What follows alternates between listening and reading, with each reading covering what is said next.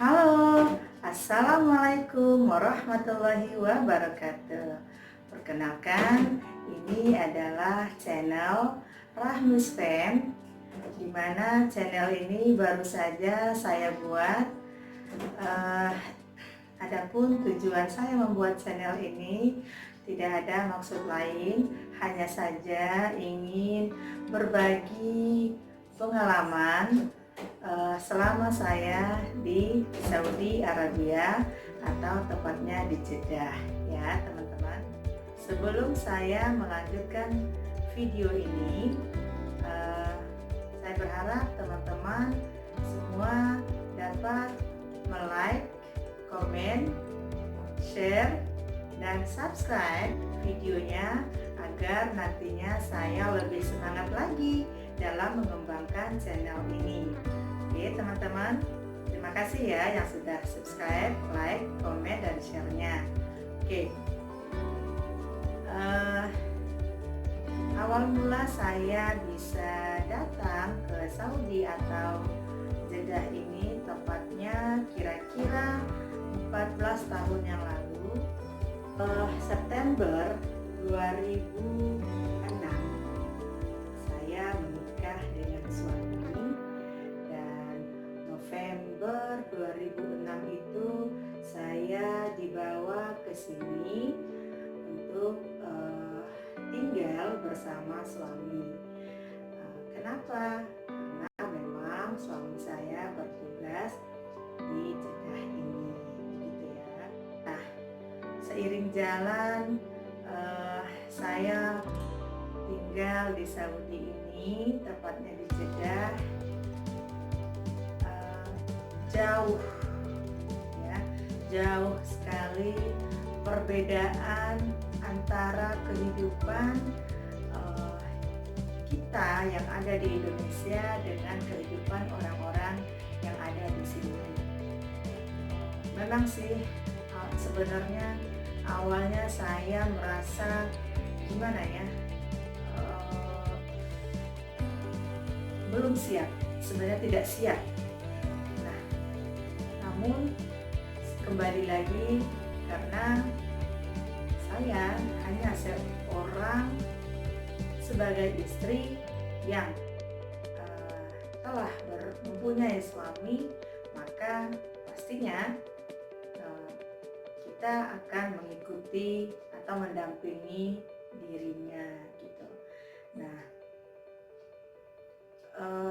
hari-hari saya lewati, cara budaya di sini saya perhatikan dengan ketertutupan ya, dengan ketertutupan kita, apalagi seorang perempuan di Saudi itu sedikit agak gimana ya, tidak sebebas yang ada di Indonesia, dimana di Indonesia siapapun, mulai dari anak kecil, perempuan kecil, anak laki-laki kecil, sampai ke perempuan dewasa, tidak pernah ada masalah kalau bersosialisasi ataupun berinteraksi di luar rumah.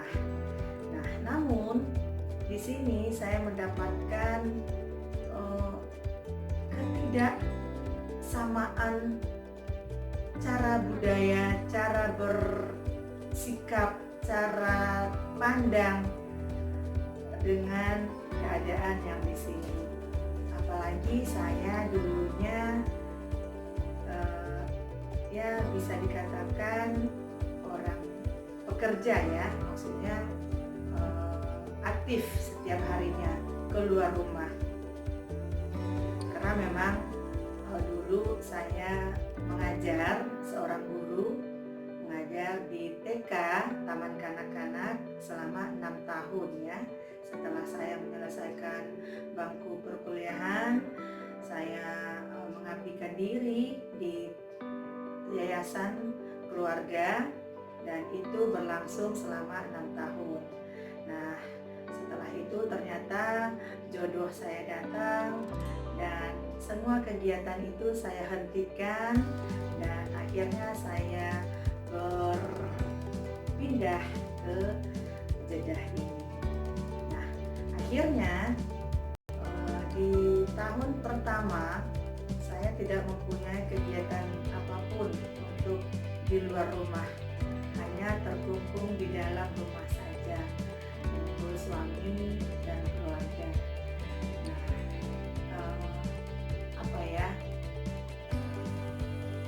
berat memang untuk tahun pertama, tahun kedua buat saya tinggal di sini.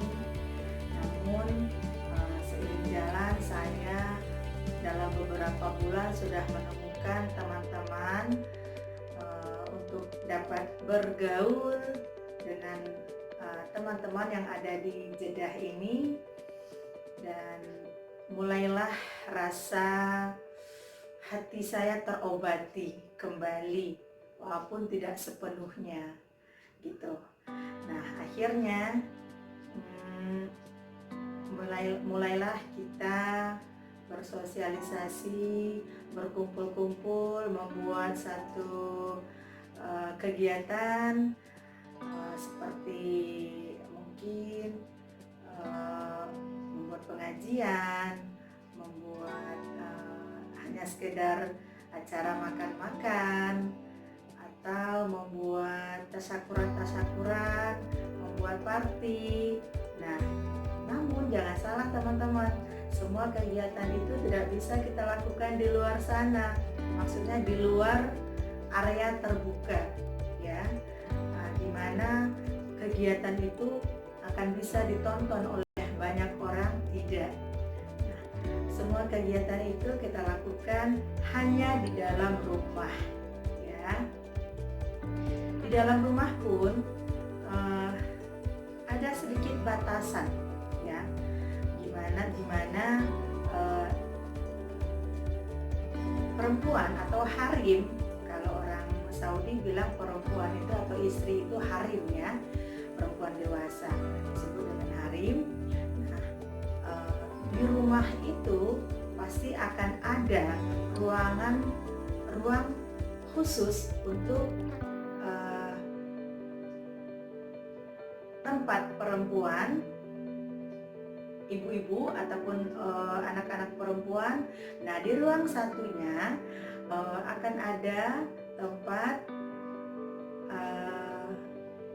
khusus untuk para bapak-bapak atau laki-laki, ya.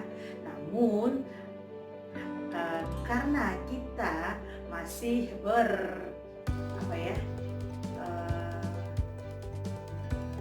berkebangsaan Indonesia yang masih belum terlalu ketat untuk antara laki-laki dan perempuan saling bertemu, maksudnya bercengkrama, berbicara, bertemu ramah. Nah, yang akhirnya terkadang antara bapak-bapak dan ibu-ibu atau laki dan perempuan itu bisa menyatu di dalam suatu ruangan, begitu.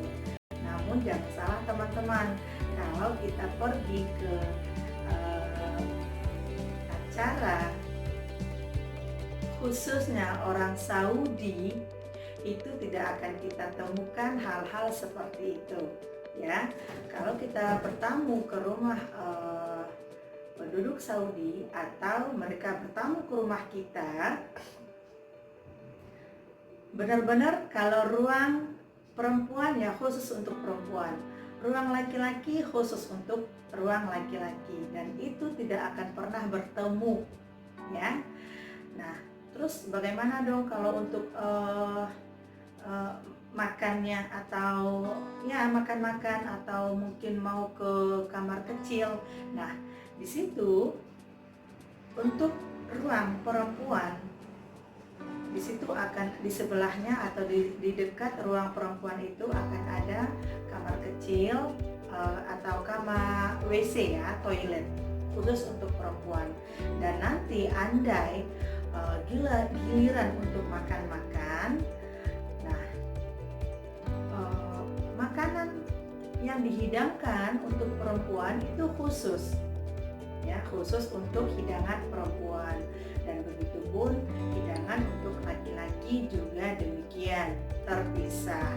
Atau pernah juga saya melihat satu hidangan, ya, satu hidangan makanan, eh, namun namun cara untuk makannya, nah, itu yang dipisah. Terkadang tapi ini sering ya, biasanya yang makan terlebih dahulu itu dipersilahkan kepada bapak-bapak ataupun para lelaki ke tempat hidangan makanan yang tadi sudah dihidang oleh si tuan rumah gitu. Nah, andai nanti si bapak-bapak sudah selesai mengambil makanannya, mereka masuk kembali ke ruang khusus mereka, barulah si ibu-ibu atau para perempuan tadi melanjutkan atau mengambil makanan untuk mereka dan kembali makannya ke ruang yang tadi di mana tempat mereka duduk di awal tadi atau di ruang perempuan tersebut. Begitu ya Bapak Ibu ya teman-teman. Nah, itu sih yang sedikit rada-rada gimana gitu ya, yang belum pernah sama sekali saya dapatkan hal seperti itu di Indonesia. Apalagi saya tinggal di daerah ya, itu sama sekali belum pernah ada hal yang seperti itu saya temukan. Bahkan di hampir seluruh Indonesia, terkecuali bagi memang keluarga-keluarga tertentu atau dari keluarga-keluarga tertentu yang benar-benar mereka yang apa ya, tingkat agamanya yang tinggi. Nah, di situ bisa jadi di dalam rumah itu membuat hal-hal cara kehidupan yang seperti tadi yang saya maksud ya, seperti menerima tamu, misal tamu perempuan diletakkan di tempat khusus, ruang khusus perempuan, tamu laki-laki khusus di ruang laki-laki. Namun selama ini benar saya belum pernah menemukan hal seperti itu di Indonesia. Walaupun saya sudah beberapa kali atau sudah pernah pergi ke rumah si A, si B, si C di beberapa kota yang ada di Indonesia, di rumah keluarga begitu ya. Nah, akhirnya dengan cara hidup seperti itu membuat saya terheran-heran. Nah, pastinya ya.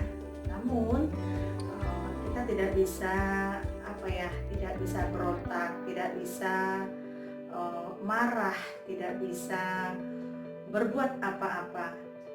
Intinya di mana kaki dipijak, di situ langit dijunjung ya. Istilah pepatah kita mengatakan seperti itu.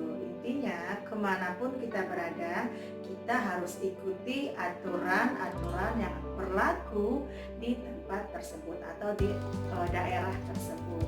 Nah, inilah yang harus saya tekankan dalam diri saya, karena memang kita hanyalah sebagai pendatang gitu ya teman-teman.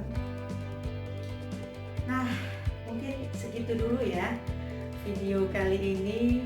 Insya Allah nanti saya akan lanjutkan bagaimana cerita saya, pengalaman pribadi saya selama tinggal di Jeddah ini. Masih banyak cerita-cerita yang membuat saya terheran-heran. Namun akhirnya ya sampai sekarang bisa mengikutinya.